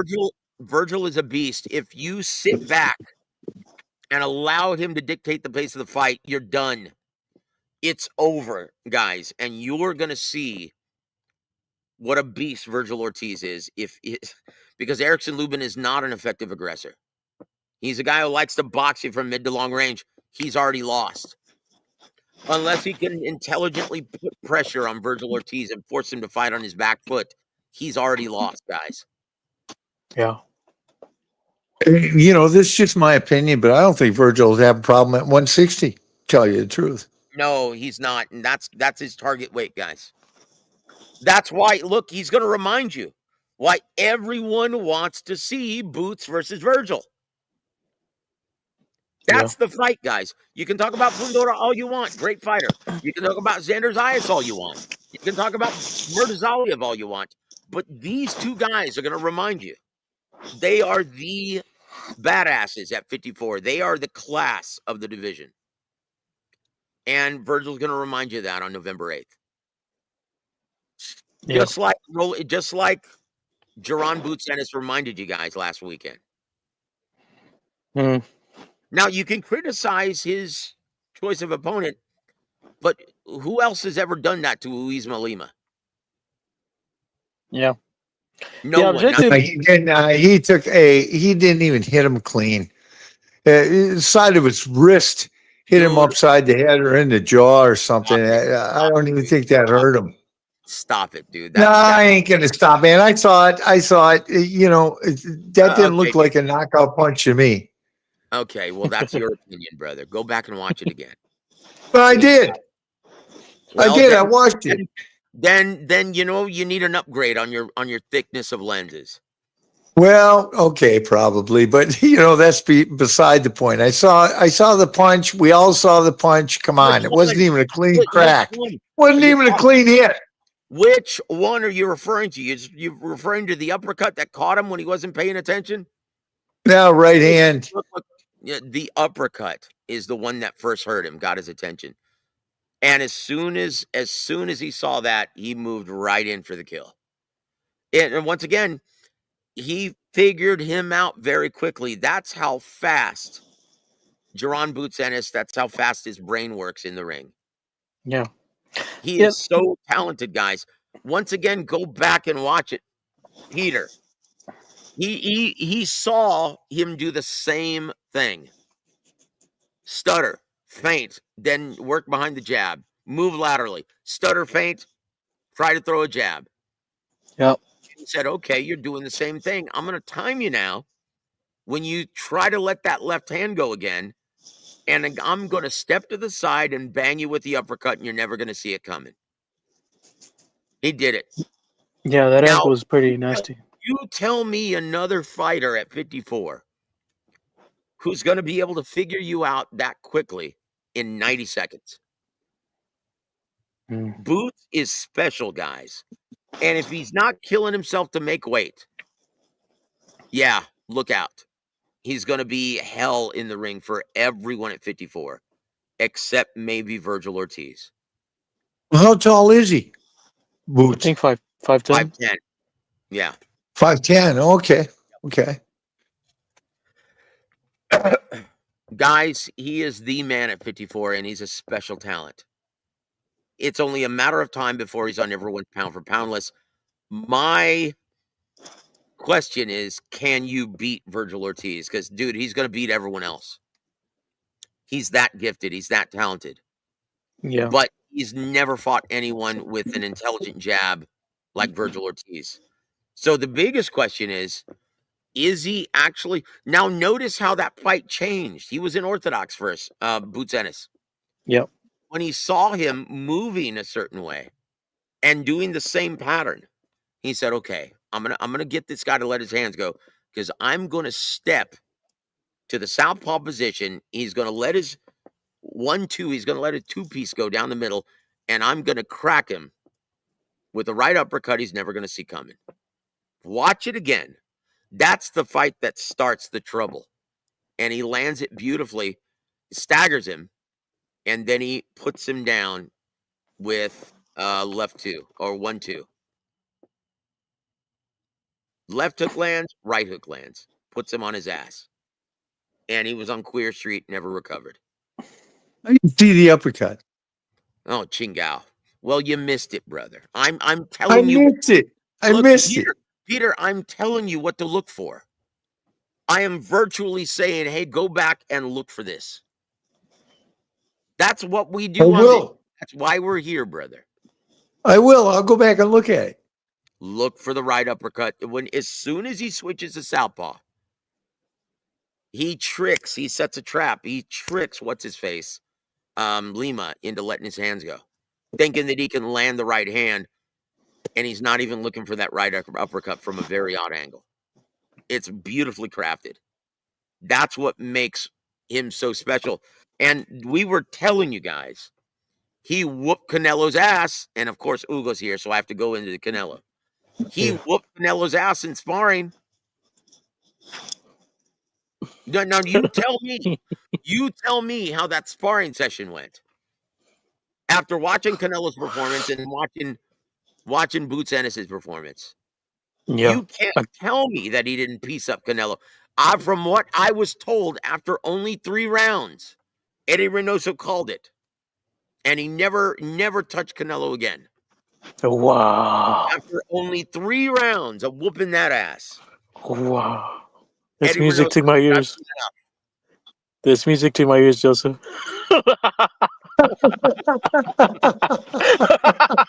guys, I told you this, and I said, you know what? Canelo's in trouble.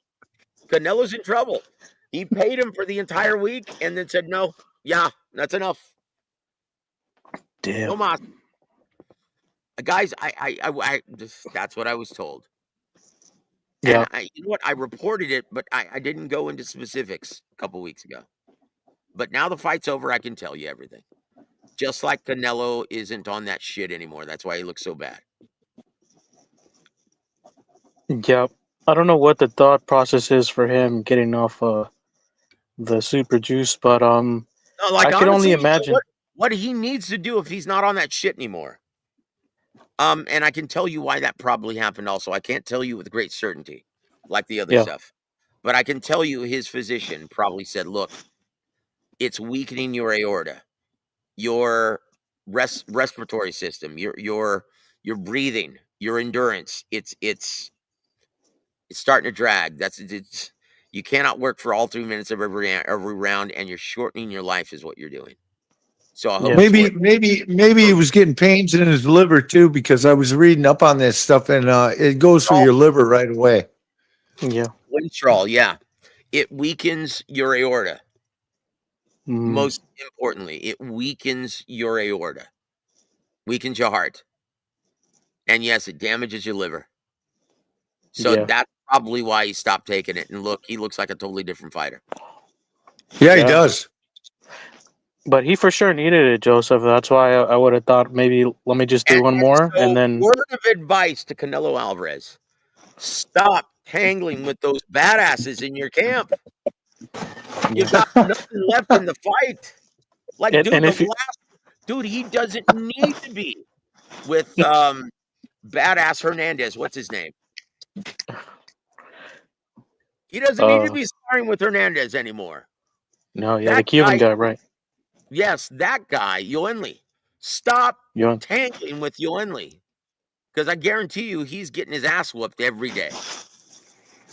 And then with Boots Ennis on top of it, you had no chance. Dude, you have no chance against guys like Terrence Crawford if you leave it all in the gym. Stop it. It doesn't make you look tougher. It makes you weaker for the fight. That's why he had nothing left, guys. Yeah, time is a bitch, isn't it? God. It's a young man's sport, guys. Yeah, it is. Yeah, it takes everything you ever had, and it just lays it on the counter, and you walk past.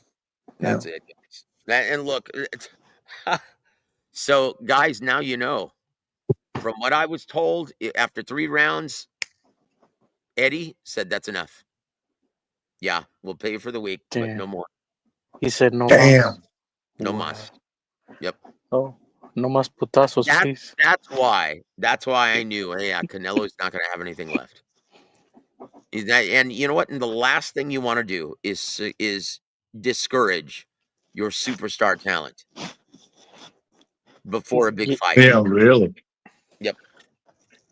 Dude, think about it. You're going to step into the best pound for pound. You're going to step in the ring with the best pound for pound fighter in boxing. And these partners, these guys, these young guys that you've asked to replicate his style are piecing your ass up in the gym. What do you think that does to the psyche of Canelo Alvarez? Yeah. He wasn't really as mentally refined anyways as a lot of people think, Joseph. He got a lot of mileage out of his chin. Any dumbass in my professional opinion, any guy that has a chin could just stand there and take a punch. But the difference No. is, You got a lot of mileage out of that Winstrol, dude. Remember when yeah, his reflexes and speed. Now people forget Winstrol, steroids. That doesn't just affect your power; it affects your reflexes. yeah, your nervous system, right? Yeah, I mean, look, Canelo, you couldn't hit him back in the day. when he was on that shit, you couldn't hit him. And then how did he look once he was off that shit? You could hit him. You could hit him cleanly. He actually took some damage against John Ryder. Well, Yeah. he's taken a lot of damage from his past fights, also, Joseph. I've seen He many took some shots compilations. against Simon Munguia. Yeah, Munguia, Ryder, and who's that other Hamburger guy? Langa. Yeah, Golovkin. Bumlenga. Yeah, even Bumlenga cracked him. There's many. I try to tell a lot of these Canelo lovers that there's active, and obviously I had nothing to do with it, right? But there's many YouTube compilations across the YouTube sphere where they show him getting cracked time and time again. His head coming, snapping back by a Now jab. imagine. Yeah. Now imagine how he looks in the gym against guys like Yoeli Hernandez and Boots Ennis. Man, that must have been a massacre, Joseph. You know, Yep. I'm somewhat of a masochist, so if anybody has that footage, I would like to pay you a couple of Benjamins and mail directly to you. You know, undisclosed, unknown address. Just give me an address. Hilarious. No, I'm just Hey, kidding. Canelo took some wicked shots against Golovkin too, man. Golovkin was a heavy hitter. Yeah. Hold on. Eric says this. I was born ready. Put some respect on my name, pendejo. No, I can't do that, Eric. I can't do it. You know I can't do that, Eric. Don't make me get the footage, Eric. Don't I make love me it. get the footage. I'll find the footage, Eric. Guys, I tell you what. I want to thank all of you guys for joining me tonight. And we're approaching 2 hours now. And so I'm going to shut it down. It's midnight on the East Coast. That's going to be good enough for tonight. Guys, we'll rejoin. And I'm working on something. Going to try to have a special guest by the Joe, Yep. thanks for talking boxing, man. Thanks for talking boxing. We don't get many of these channels on here where people like to talk about boxing, but you like to talk about boxing. We appreciate it, man. Guys, Seriously. I love the sport. I love the sweet science. I love this business. God help me, even though it's painstaking at times. And guys, I am here for you guys. Like, honestly, my goal, once again, starting this channel, was just to educate all of you guys to get a better understanding of the business of boxing and why certain things happen, why certain things don't happen. So you guys will be more appreciative of everything that this sport and this business has to offer. So thank you for allowing me to do that. It's been my pleasure. So Ugo, Thank you, man. Ugo will give you your parting shots first, my friend. Well, good night of fights. The last weekend, I was surprised, all things considered. Hopefully, Ortiz shows up. I'm looking forward to the upcoming matchup, specifically even the November 22nd card. It's going to be a badass card. And yeah, I would also second what Peter said, Joseph. So that's why I'm here. I don't really like talk. I trust me, I've been on the other channel. They're complete TMZ, Disney Channel, garbage, gossip, bullshit, so I don't want to deal with any of that crap, man. It's just, I don't know who watches that sort of brain rot, seriously, but yeah, I appreciate you, Joseph. Appreciate you, Peter. Hey, you guys have a good night. Hey, man, Thank have a you. good You one, have a good bro. one, my friend. Peter, your parting shots for our listening audience. Just all I have to do is say thanks a lot, Joe. Really appreciate the conversation. Appreciate the knowledge, actually. And looking forward to the fights. And I'm going to look up that uppercut. I'm going to look for that one because yeah, that. But yeah, I'll be watching that as soon as we hang up. But thanks for everything. Peter, All I can say is thanks for everything, man. No, thank you, Peter. It's my pleasure. But once again, remember, before you watch it, look for the time and the moment when he switches to the southpaw position, setting up that uppercut. Okay? Watch it. Yeah, Watch okay. That's when he confuses Lima. And Lima actually thinks, okay, there's my opening to land the straight right hand, never seeing the uppercut coming. That's what starts everything. Watch. Yeah, because we'll bring it up when you come back. Either tomorrow or Friday, okay? Okay, have a good night, man. Thank you, my friend. You too. You as well. And guys, hope all of you have a great night. And once again, remember, guarantee you none of the other channels are telling you that's the real reason why Thurman is upset. Because he's going to have to go through another grueling camp and doesn't know if he can do it and make it cross that finish line for January 24th. Ask yourself, guys, when's the last time Keith Thurman has ever had to undergo 2 consecutive grueling camps preparing for a title fight? When's the last time he's ever had to do that back-to-back? 2 consecutive hard, grueling camps, and he doesn't know if his body can take it. That's the real reason why he's really put off, that this fight was pushed back to January 24th. That's the real reason, and no other channel is going to say that. No other channel is going to tell you that, guys, but that's why we're here. We are here for you. So I want to thank all of you for joining us tonight, and if you missed any part of it, go ahead and rewind.